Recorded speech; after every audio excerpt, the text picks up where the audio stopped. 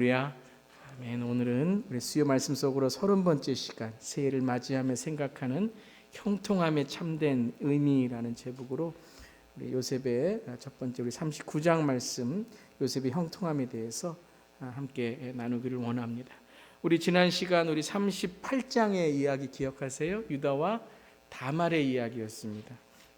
그래서 지난 시간에 참 한 해를 마감하면서 다말과 같은 이런 우리 지난 시간에 했기 때문에 여러분 다 아시겠지만 시아버지와 며느리 사이에 일어난 폐륜의 사건을 참 2015년도를 끝내면서 나누는 것이 참 난감한 그런 이야기였다라는 그런 시작으로 우리 지난 시간 말씀을 시작했죠. 하지만 우리가 이 38장을 전체를 보면서 그것은 바로 막다른 골목, 길이 없는 곳에서 바로 길을 만든 한 여인의 이야기였다는 것을 함께 나누었습니다.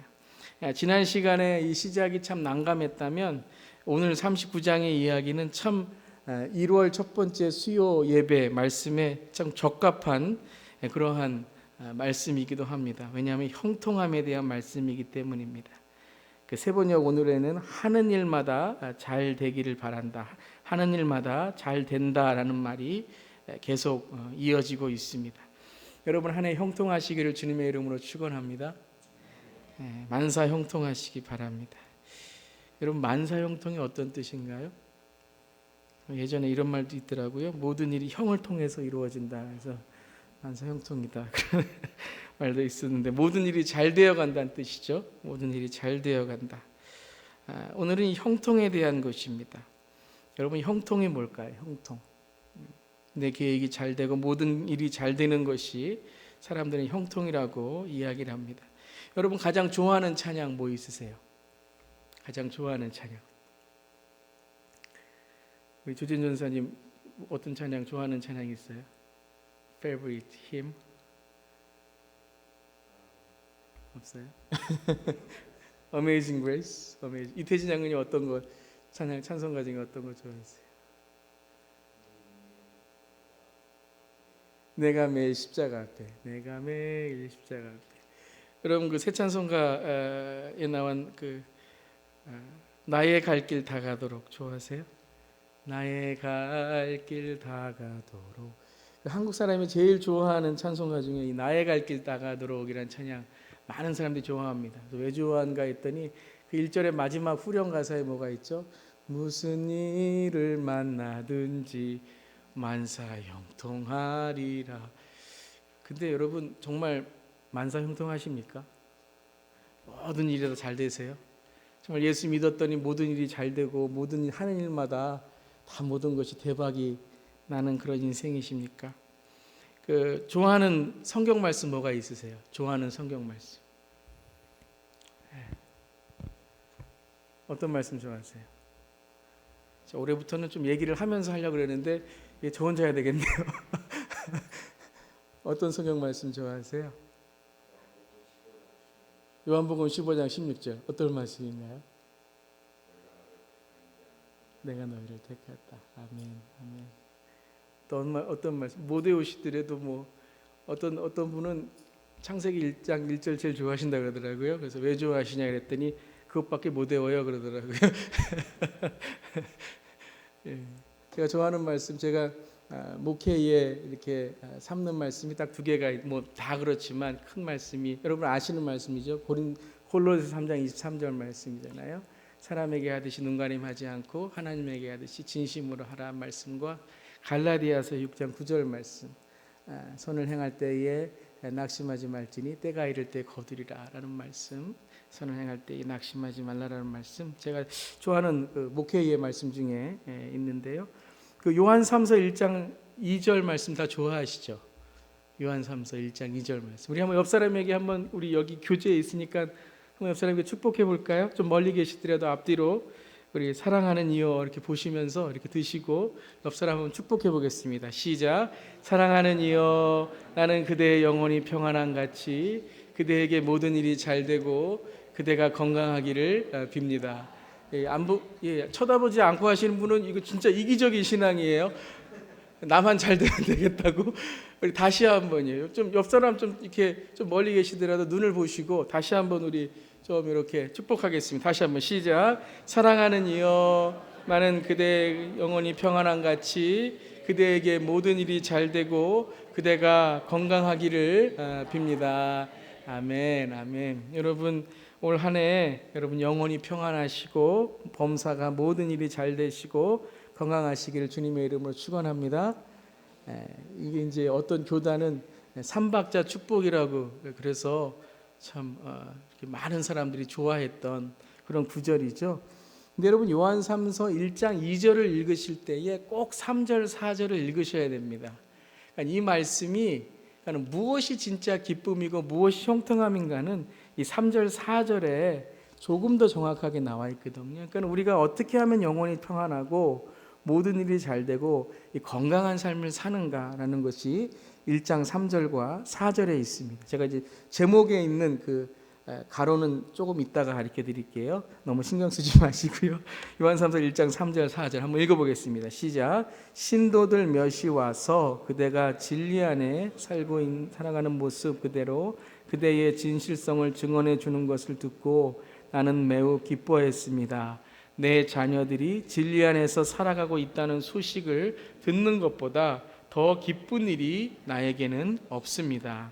그러니까는 여러분 영혼이 평안하고 모든 일이 잘 되고 그것이 건강한 그거의 가장 기본적인 하나님의 말씀 핵심은 무엇입니까? 진리라는 것입니다.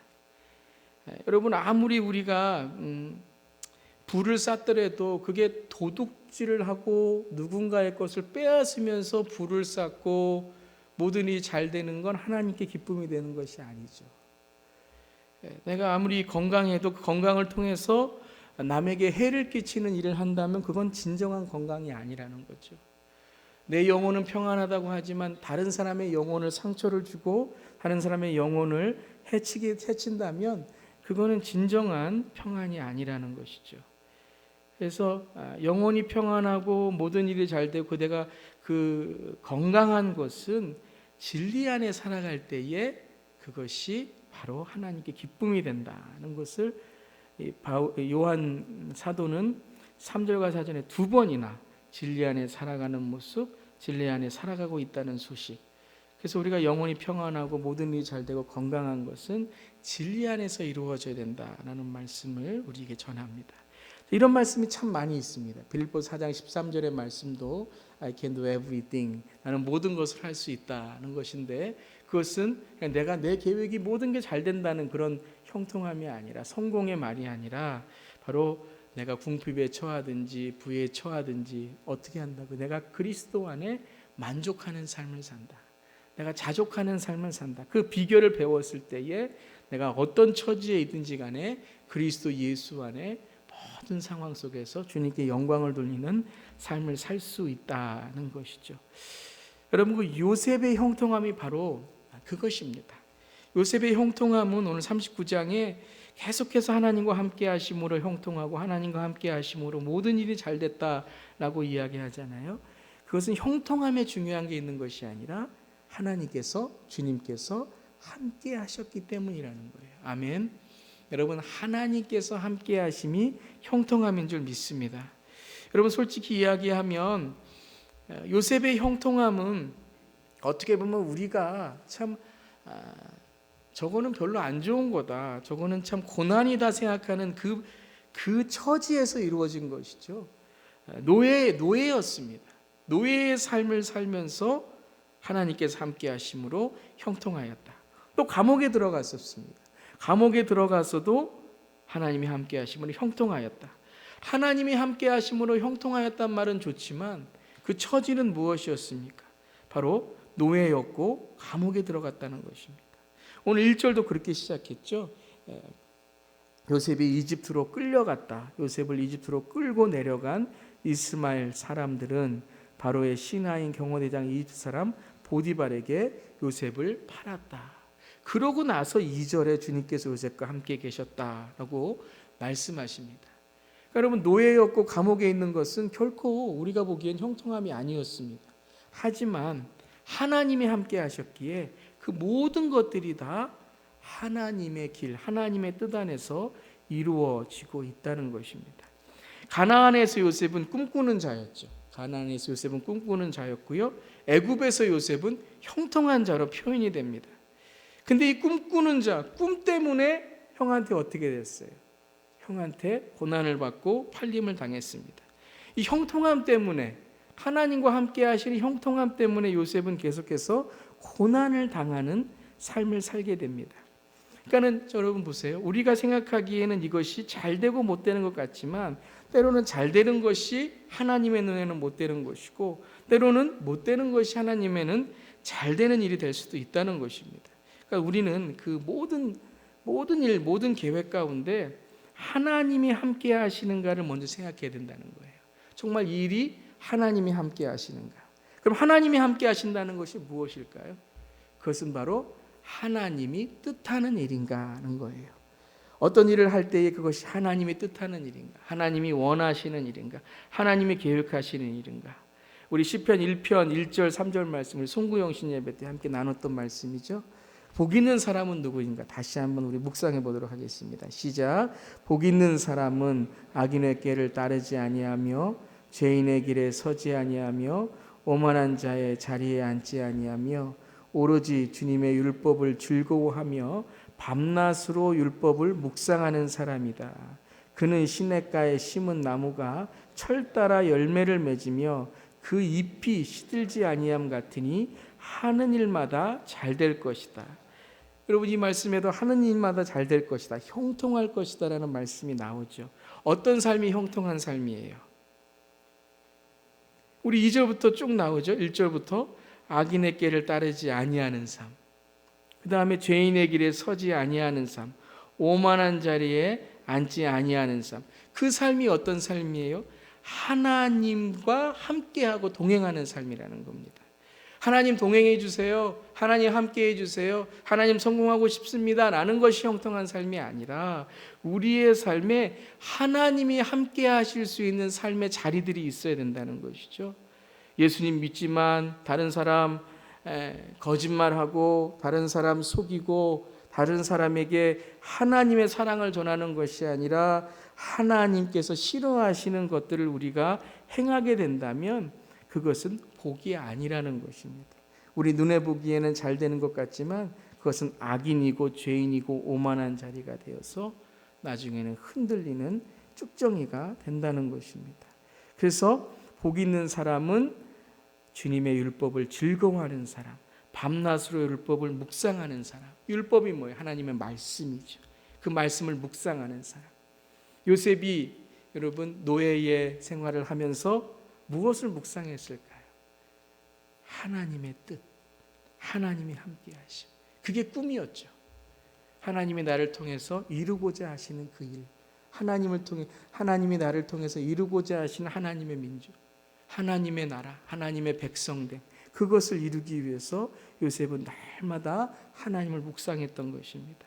그 삶을 시편 기자는 시냇가에 심은 나무다, 항상 하나님과 가까이 있는 삶이다 라는 것. 그래서 그 삶이 하는 일마다 잘 될 것이다. 그것이 하나님의 꿈이었고 그것이 하나님의 형통이었다는 거예요. 내 계획이 잘 되고 내가 원하는 일을 하는 것이 아니라 내가 고난 가운데 있을지라도 어려운 가운데 있을지라도 하나님의 소망을 품고 살아가는 사람, 그 사람이 누구예요? 바로 요셉이었다는 것입니다. 올 한 해 새해를 맞이하면서 우리가 생각해야 될 형통함, 나는 진정 하나님과 동행하고 있는가? 나는 하나님과 함께하고 있는가? 우리 새벽기도 시간에도 정말 이 시대에 필요한 신앙이 무엇이에요? 임마누엘의 신앙입니다. 여러분, 우리는요 기적을 믿습니다. 우리는 교리를 믿습니다. 하지만 진짜 우리의 삶에 임마누엘의 신앙이 안 보일 때가 있어요. 정말 우리의 일상생활에 하나님과 함께 하시는 삶이 보이지 않을 때가 있어요. 저분은 예수님 믿는다면서, 저분은 교회 다닌다면서 그분의 삶에, 우리의 삶에 하나님의 살아계심을 느끼지 못하고 우리의 말과 행동에서 절망과 우리의 말과 행동에서 정말 하나님 믿지 않는 모습들이 드러날 때에 그건 임마누엘의 신앙이 아닌 것입니다. 정말 이 시대에 필요한 형통은 바로 하나님이 함께 하시는 삶, 하나님은 내 삶을 통해 무엇을 하시기를 원하는가 하는 것을 우리가 이루면서 살아가는 그 삶이 바로 형통함이라는 것입니다. 여러분 좀 어려우세요? 여러분 좀 고난과 어려움, 절망에 있으십니까? 여러분 하나님이 함께 하시는 줄 믿습니다. 그 임마누엘의 신앙으로 올 한 해도 형통한 믿음으로 승리하는 삶이 되시기를 주님의 이름으로 축원합니다. 아멘. 우리 옆 사람과 우리 한번 이렇게 인사하겠습니다. 올 한 해 형통한 삶 되시기 바랍니다. 우리 한번 축복하겠습니다. 그런데요, 이것은 요셉의 형통함은 하나님만 아는 게 아니었어요. 주인도 알았고 간수장도 알았고 그리고 사람들도 알았습니다. 요셉의 형통은 하나님만 아는 것이 아니라 사람도 아는 형통함이었다는 거예요. 요셉의 그 형통함에 공통점이 있었습니다. 그것은 바로 첫 번째, 하나님이 함께 하셨다라고 고백을 합니다. 하나님이 함께 하시는 형통함이었다. 그런 다음에 매 구절마다 그가 하나님과 함께함으로 그가 복을 받았는데 그것을 사람들도 알고 있었다. 다른 사람들도 그를 인정했다라고 고백하고 있습니다. 그리고 그 형통함을 통하여 그는 하나님을 전하는 삶을 살게 됩니다. 그래서 다른 이방의 사람들, 하나님을 모르는 사람이 나중에는요 하나님을 알게 돼요. 하나님이 누구신가를 깨닫게 됩니다. 창세기 오늘 39장 3절 4절에서도 우리 한번 한 목소리로 함께 읽어보겠습니다. 시작. 그 주인은 주님께서 요셉과 함께 계시며 요셉이 하는 일마다 잘 되도록 주님께서 돌보신다는 것을 알았다. 주인은 요셉이 눈에 들어서 그를 신복으로 삼고 집안일과 재산을 모두 요셉에게 맡겨 관리하게 하였다. 자, 하나님만 요셉의 마음을 아신 게 아니에요. 오늘 3절 말씀을 보면 그 주인은 주님께서 요셉과 함께 계시며 요셉이 하는 일마다 잘 되도록 주님께서 돌보신다는 것을 알았다라고 했어요. 하나님만 아는 게 아니라 사람도 알았어요. 주인도 알았어요. 옆에 있는 사람들도 바로 요셉이 하나님과 함께함을 알았습니다. 여러분 어떤 모습이 요셉이 하나님과 함께하는 모습일까요? 여러분 그런 분들 보신 적 있으세요? 아, 저분을 보면 정말 하나님이 함께 하시는 것 같아. 저분을 보면 정말 하나님이 저분과 함께 하시는 것 같아. 그런 분 보신 적 있으세요? 한 분도 없으세요? 요셉이 어떤 모습일까요? 어떤 모습이 하나님과 함께 하시는 모습일까요? 한번 생각해 보시기 바랍니다. 어떤 모습이었을까요? 요셉이 노예였는데 어떤 보디발이 이렇게 지나가다 보면 요셉의 어떤 모습이 정말 하나님과 함께하는 모습일까요? 지금 여러분의 이런 얼굴 모습일까요? 어떤 모습일까요? 저는 한번 이렇게 생각해 봤는데요. 첫 번째 모습은 성실이겠죠. 성실. 여러분 노예지 않습니까? 노예면 자기 인생에 얼마나 참 꿈도 없고 내일도 없고 그냥 노예로 살아가는 거죠. 요즘에 이렇게 보면 우리 미국도 그렇지만 한국의 젊은이들 좀 꿈이 없다 그러잖아요. 8가지 포기, 3포, 8포 이런 시대라 그러죠. 직장을 갖기도 힘들고 그런 모습들. 여러분 요셉은 노예예요. 어렸을 때 10대의 노예로 팔려갔고 지금 이 보디발의 집에 끌려갔습니다. 여러분 정말 노예에 끌려간 그런 삶으로 살아갈 때 정말 어떤 요셉의 모습이 될 수 있을까요? 아마 자기의 신세를 한탄하면서 과거에 사로잡혀서 그냥 허랑방탕하게 살 수도 있을 겁니다. 아마 요셉은 다른 종들과의 모습이 달랐을 거예요. 똑같은 일을 하더라도 요셉을 보면 정말 다른 종들과 다른 노예들과 다른 모습이죠. 그러니까 물어봤을 거예요. 왜 저 노예는 저 종은 뭐가 다르냐? 그는 히브리에서 왔습니다. 그는 하나님을 믿는 사람입니다. 그는 언제나 무슨 일을 할 때마다 하나님이 나와 함께 계시모라는 고백을 하게 됩니다. 성실한 모습. 여러분 그리스도인들은 성실해야 될 줄 믿습니다. 그래야 우리의 삶이 전도지가 되는 거예요. 또 어떤 모습일까요? 정직한 모습이겠죠.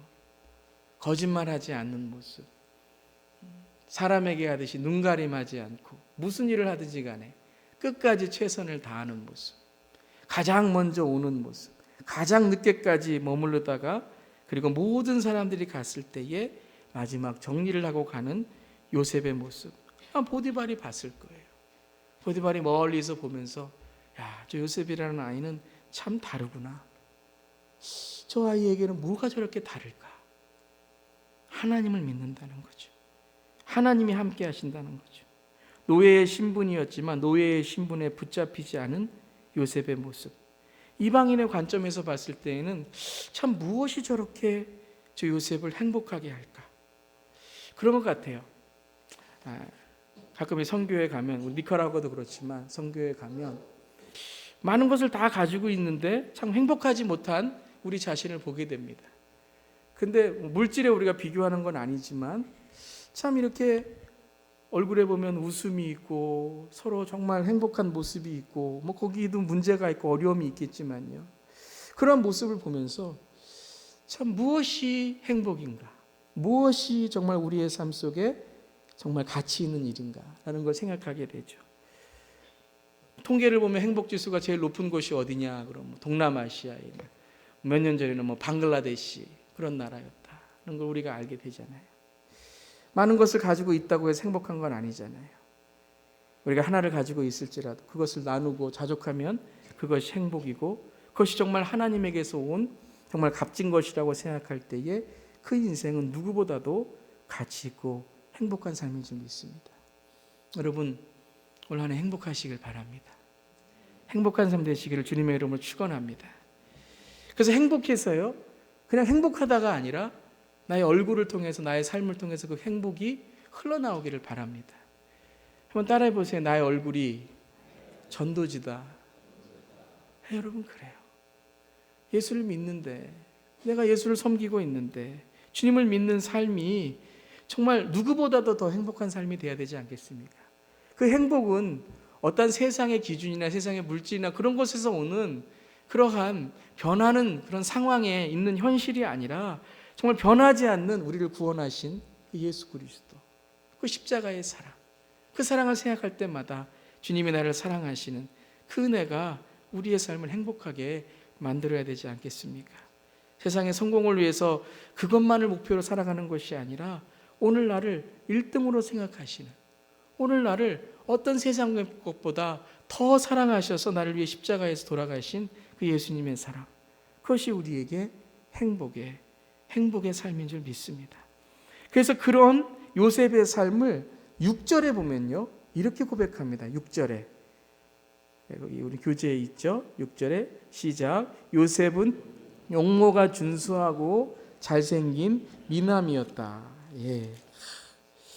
요셉은 용모가 준수하고 잘생긴 미남이었다. 이게 딱 한 구절 나와요.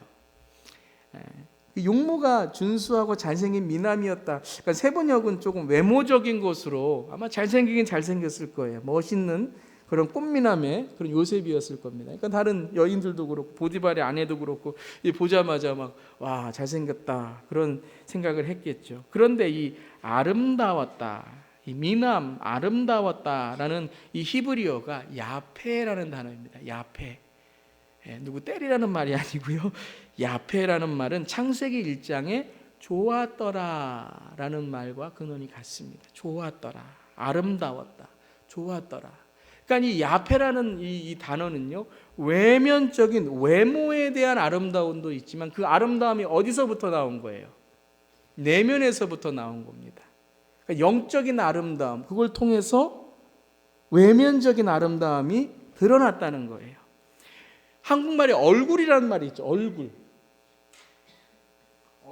말. 이 얼굴이라는 말이 이 두 단어로 됐다 그러잖아요. 그리고 얼꼴. 얼꼴이란 말에서 얼굴이라는 말이 나왔다는 거예요. 얼이라는 말은 뭐예요? 한국인의 영혼, 혼이라는 뜻이죠. 마음이라는 뜻이죠. 내면에 있는 그 영혼의 꼴, 마음의 꼴, 마음의 생김새가 바로 얼굴이라는 것입니다. 이 요셉의 아름다움, 요셉의 빼어난 용모는 그저 얼굴만 잘생긴 게 아니라 그 내면에서 나오는 하나님이 함께 하심으로 그 마음속에 행복함과 그 마음속에 하나님에 대한 신뢰가 있었기 때문에 그 외모의 아름다움이 풍겨 나왔다는 것입니다. 그래요, 여러분. 아무리 잘생긴 얼굴도 이렇게 마음에 근심과 어려움이 있고, 그리고 그럼 얼굴에 그늘이 져 있으면 그 얼굴에는 아름다움을 빼앗길 수 있습니다. 근데 조금 어떤 외모로서는 좀 부족하지만 항상 웃고 긍정적이고, 그리고 이 내면에 아름다움이 있는 사람은 그 얼굴에서 매력이 느껴지게 됩니다. 아마 요셉이 그런 용모가 준수했을 뿐만 아니라 항상 어디에서나 그런 내면적인 아름다움을 통해서 하나님의 아름다움, 그 조화로움을 드러냈던 그런 삶이었던 것 같습니다. 근데 여러분, 그러한 내면의 아름다움, 영적인 아름다움은 항상 사탄은 시기합니다. 사탄은 그것을 깨려고 합니다. 사람과의 관계도 그래요. 사탄은 그 사람과의 관계가 잘 될 때 그 관계를 깨려고 합니다. 사탄이 제일 좋아하는 게 무엇입니까? 거짓말과 분열입니다. 사람을 거짓말을 시켜서 그 관계를 깨려고 합니다. 그 아름다움을 깨려고 합니다. 사람의 내면의 아름다운, 관계의 아름다운, 하나님과의 아름다움을 깨려고 합니다. 그게 사탄의 원래 계획이에요. 하나님과 아담과 하와의 아름다움을 깼던 사탄의 모습, 또한 사람과 사람과의 그 화해를 깨려고 하는 그런 모습들, 그 요셉의 아름다운 내면을 깨는 사건이 이제 일어나게 되죠. 그것이 이제 19절과 21절에 그 마지막에 이제 요셉이 자기의 옷을 남기고 가서 이제 억울한 누명을 쓰는 장면이 19절과 21절에 마지막 유혹의 장면에서 나오게 되죠. 그 장면을 한번 읽어보겠습니다. 19절부터 21절 말씀 시작. 주인은 자기 아내에게서 당신의 종이 나에게 이 같은 행패를 부렸어요 하는 말을 듣고서 화가 치밀어 올랐다. 요셉의 주인은 요셉을 잡아서 감옥에 가두었다. 그곳은 왕의 죄수들을 가두는 곳이었다. 요셉이 감옥에 갇혔으나 주님께서 그와 함께 계시면서 돌보아 주시고 그를 한결같이 사랑하셔서 간수장의 눈에 들게 하셨다. 자, 여러분, 주인의 아내를 겁탈하는 그러한 누명을 쓰고 이제 감옥에 들어가는 장면이죠. 자, 이 장면에서도 저는 이 보디발의 마음을 좀 느낄 수 있을 것 같아요. 하나님과 함께 했던 그 요셉의 그 정직과 성실을 보디발이 믿어주는 장면, 그 장면이 오늘 말씀에서 우리가 이렇게 볼 수가 있습니다. 첫 번째는 뭐냐 하면요, 요셉의 주인은 요셉을 잡아서 감옥에 가두었다는 장면입니다. 여러분, 자기 주인의 아내, 이 보디발은 누구예요? 경호대장이죠. 지금으로 치면은 총사령관 이렇게 될 수 있는 군대의 제일 높은 자리에 있는 사람입니다. 그 사람의 아내를 노예가 겁탈을 하려고 그랬어요. 그것을 밝혀졌습니다. 그러면 당장에 내려지는 벌이 뭐예요? 사형이죠. 그 자리에서 죽어야죠. 어디 노예가 주인의 아내를 겁탈하다가 그것이 들통났다는 것은 이거는 그 자리에서 당장에 죽어야 되는 겁니다. 근데 보디발은 어떻게 했어요? 그를 감옥에 가두었다는 거예요. 하나님이 함께 하심으로 요셉을 지켜주셔서 보호해 주셔서 그를 감옥으로 인도하신 모습도 있지만 보디발도 이 요셉이 어떤 사람인지를 알고 있었다는 거예요. 그래서 여러분, 참 재밌는 게 그 앞에 화가 치밀어 올랐다라고 말이 나오죠. 근데 누구에게 화가 치밀어 올랐다는 게 안 나와 있어요. 그러니까 여러분, 이제 성경이 이제 그것을 behind the scene, 행간이라고 그러죠. 그 단어와 단어 사이에 이걸 남겨둔 거죠, 우리에게. 그것을 들춰내지 않고 이것을 말하지 않고 우리에게 그걸 생각하게 만드는 것입니다. 우리가 정말 요셉의 믿음을 알고 우리가 요셉과 같은 삶을 살아갈 때 이런 어려움이 있게 되는데 그것을 우리가 감수할 수 있고 이길 수 있는 것은 바로 하나님이 함께 하신 요셉의 모습처럼 우리도 하나님과 함께 하고 있다는 것이죠. 몇 년 전에 어떤 만화가 있었습니다. 요셉을 이렇게 그린 만화인데요. 그 만화에서 이 보디발의 아내가 계속 보디발에게 이렇게 말하는 거예요. 왜 요셉을 감옥에다 넣냐고, 빨리 그를 죽이라고 계속 그렇게 만화에서요 계속 얘기를 하는 겁니다. 보디발에게 그를 죽여야 돼요. 왜 감옥에 넣습니까? 그랬더니 보디발이 갑자기 그 아내에게 그러는 거예요. 당신이 한 짓을 내가 알아. 그러면서 보디발이 오히려 아내에게 막 화를 내는 게 나는 장면이 나오는 거예요. 어디서 그런 인사이트를 받으셨는지 그 만화에서 어린아이들이 그걸 알지를 모르겠지만 보디발은 알고 있었다는 거예요. 평소에 보디발의 아내의 행실을. 얼마나 많은 노예가 보디발의 아내 때문에 죽었겠습니까? 화가 치밀어 올랐다는 것은 보디발이 요셉에 대한 안타까운 마음이 있었다는 거예요. 여러분, 그래요. 때로는요, 사람들이요, 우리가 억울한 일을 당하고 누명을 쓰고 상처를 입고 정말 우리가 말할 수 없는 고난 가운데 있을 때에 사람들은 알아요. 하나님만 아는 게 아니에요. 누가 옳은지를 사람들은 알아요. 그리고 그때에는 말을 안 하고, 그때에는 정말 안타깝다 하지만 세월이 지나면 사람들은 그 일에 대해서 진리를 깨닫게 되고 진정한 진리를 말하게 됩니다. 역사 속에서도 그렇잖아요. 우리의 삶 속에서도 그렇고요.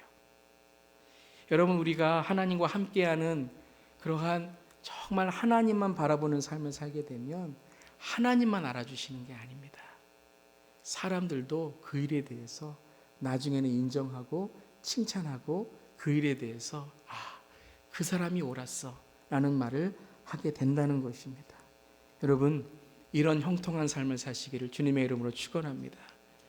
지금 내가 속이고 지금 내가 옳다고 이야기하고 지금 내가 조금 그 일에 대해서 눈가림으로 해서 다른 사람이 그래 옳아 라고 하는 것, 그것이 아니라 10년, 20년이 지나고 우리가 이 땅을 떠났을 때에, 우리가 이 세상을 떠났을 때에도 우리 후손들이 그분은 정말 옳았어.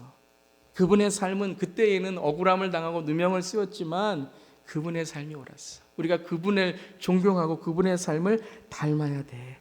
여러분, 그러한 형통함이 있기를 바랍니다. 여러분, 요셉만 그런 것이 아니라 다니엘도 그랬어요. 다니엘서 6장에 보면 사자굴에 다니엘이 들어갑니다. 여러분, 그때에 노심초사하고 밤낮을 정말 밥도 안 먹고 안절부절했던 사람이 누구인지 아십니까? 다리오 왕이었어요.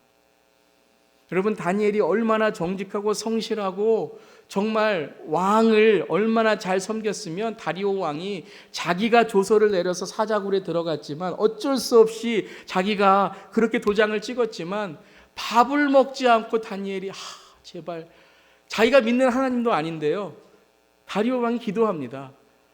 다니엘 왕의 하나님이시여, 다니엘을 지켜주시옵소서. 여러분, 다니엘서 6장 18절부터 20절 말씀 한번 함께 읽어보겠습니다. 시작. 그 뒤에 왕은 궁전으로 돌아가서 그날 밤을 뜬 눈으로 지새우며 먹지도 마시지도 않고 즐거운 일은 아무것도 하지 못하게 하였다. 이튿날 동이 틀 때에 왕은 일어나는 길로 곧 사자굴로 갔다. 그 굴 가까이에 이르러서 왕은 슬픈 목소리로 외치며 다니엘에게 말하였다. 살아계신 하나님의 종 다니엘은 들으시오. 그대가 늘 섬기는 그대의 하나님이 그대를 사자들로부터 구해주셨소. 아멘. 그랬더니 다니엘이 뭐라 그래요? 왕이여, 걱정하지 마세요. 저는 살아 있습니다.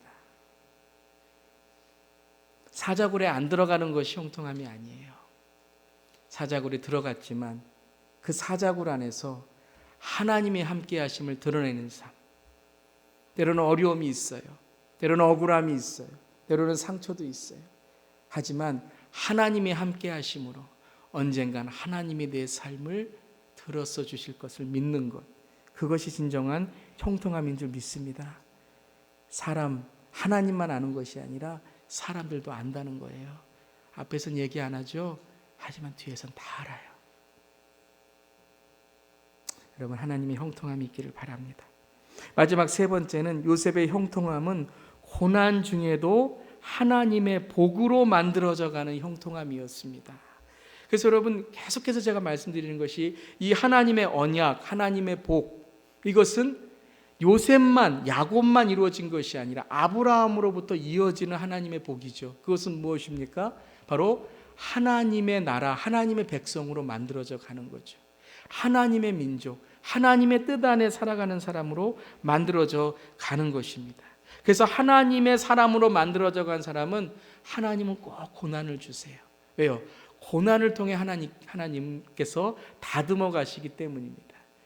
여러분, 우리 여성도님들 다이아몬드 좋아하시죠? 안 좋아하세요? 네. 다이아몬드, 비싼 다이아몬드는요, 어떤 다이아몬드가 비싼 다이아몬드일까요? 많이 깎여진 다이아몬드래요. 그래서 저도 잘 다이아몬드 모르지만요, 이게 빛이 비춰질 때 이렇게 딱 이렇게 해서 그것이 많이 반사가 되는 다이아몬드가 좋은 다이아몬드라고 합니다. 집에 가서 해보지 마세요.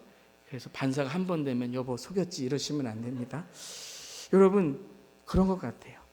요셉의 형통함은 모든 고난도 없고 어려움도 없고 모든 것이 잘 되어서 요셉으로 살아간 것이 아니라 요셉은 고난 중에 하나님의 복, 하나님의 뜻, 하나님의 계획으로 만들어져가는 사람이었기 때문에 하나님의 형통함을 이루어갈 수 있었던 것입니다.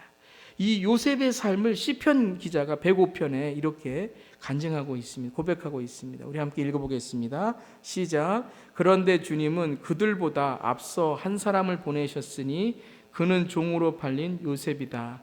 사람들은 그 발에 차고를 채우고 그 목에는 세칼을 씌웠다. 마침내 그의 예언은 이루어졌다. 주님의 말씀은 그의 진실을 증명해 주었다. 여러분, 이 말씀을 통해서 주석가들은 요셉의 삶은 누구의 삶의 그림자였나, 누구의 삶의 모습이었나, 바로 예수 그리스도였다는 그러한 말씀을 합니다. 바로 요셉의 삶은 하나님의 민족, 하나님의 복으로 만들어져가는, 즉 하나님의 형상으로 만들어져가는 사람이었다는 거예요. 그러면 그의 형통함은 어떤 형통함이었나? 그의 마지막 삶을 보면 그가 어떤 삶을 이루었는지를 우리가 알게 됩니다. 창세기 45장 7절과 8절 말씀 우리 함께 읽어볼게요. 시작. 하나님이 나를 형님들보다 앞서서 보내신 것은 하나님이 크나큰 구원을 베푸셔서 형님들의 목숨을 지켜주시려는 것이고 또 형님들의 자손을 이 세상에 살아남게 하시려는 것입니다. 그러므로 실제로 나를 이리로 보낸 것은 형님들이 아니라 하나님이십니다. 하나님이 나를 이리로 보내셔서 바로의 아버지가 되게 하시고 바로의 온 집안의 최고의 어린이 되게 하시고 이집트 온 땅의 통치자로 세우신 것입니다. 여러분, 이 말씀, 우리 50장 말씀도 있지만요, 이 말씀의 핵심이 뭘까요? 그러면 요셉을 무엇으로 만들기를 원하셨는가? 하나님은 요셉을 무엇으로, 하나님의 어떤 복으로 만드셨는가? 이 말씀의 핵심은 뭘까요? 한 말씀으로 우리가 요약한다면 뭘까요? 자, 수요 예배 때 제가 조금 인터랙션을 한다고 했는데 아무 말씀도 안 하시면 뭘까요? 한 말씀으로 딱 조절한다면, 하나의 단어로 한다면 하나님의 종. 또 어떤 단어로 할 수 있을까요? 이 말로 그렇게 하지 마시고요. 말을 하세요. 뭐 드시는 것도 아니고 저는 이렇게 합니다. 용서입니다. 용서. 그 삶에 하나님의 복, 즉 용서하는 삶으로 하나님 만드셨다는 거예요. 요셉의 삶에서.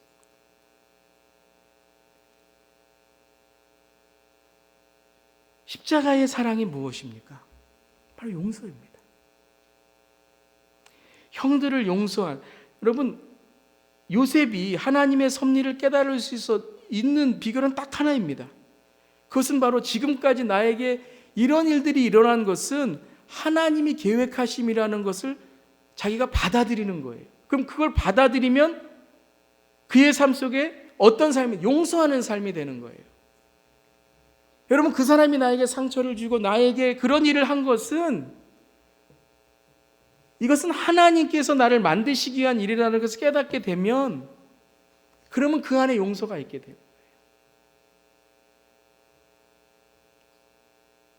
형님들의 목숨을 지켜주시려는 것이고, 또 형님들의 자손을 이 세상에 살아남게 하시려는 것입니다. 여러분, 진정한 용서가 뭘까요?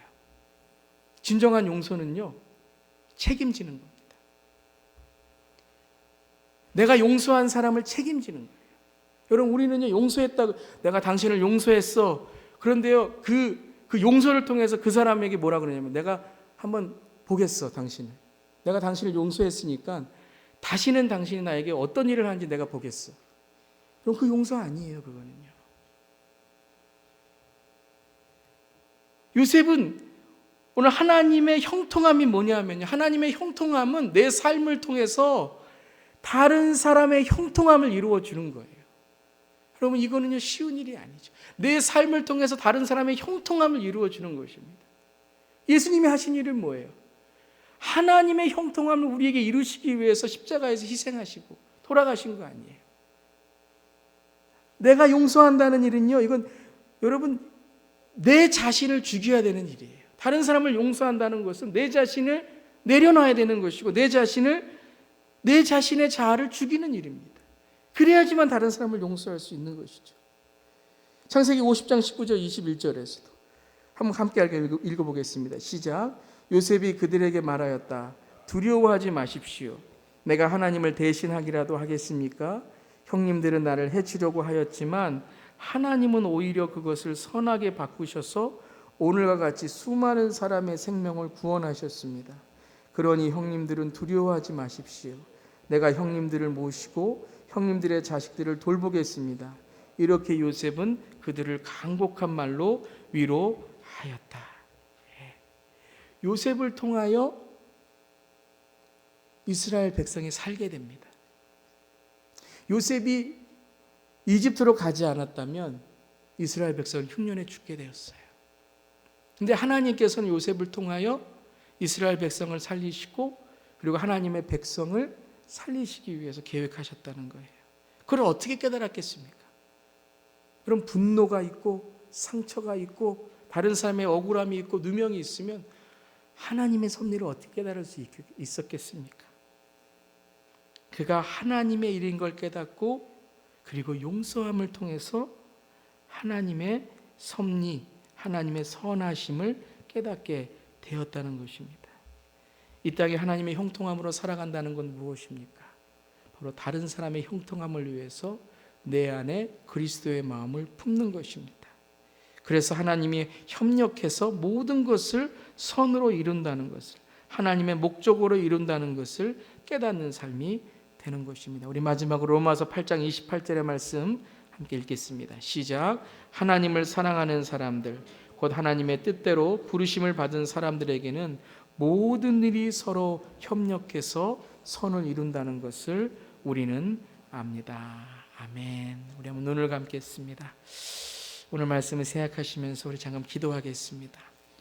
올 한 해 형통한 삶을 살기 위해서 정말 우리가 오늘 말씀을 통해서 깨달은 것들을 우리가 함께 묵상하고요. 특별히 하나님 올 한 해에 정말 우리의 마음에 여전히 품은 것들, 여전히 정말 하나님 죄 가운데 있는 것들 형통하기 위해서 우리가 하나님 내려놓아야 될 것, 하나님 앞에 우리가 나아가야 될 것, 우리 한번 생각하면서 이 시간에 정말 주의 형통한 삶으로 인도하시는 주님만 바라보고 나가게 하시고, 특별히 정말 우리의 삶에 자유하게 하시옵소서. 우리 다 함께 한번 이 시간 통성으로 오늘 말씀 생각하시면서 우리 기도하겠습니다.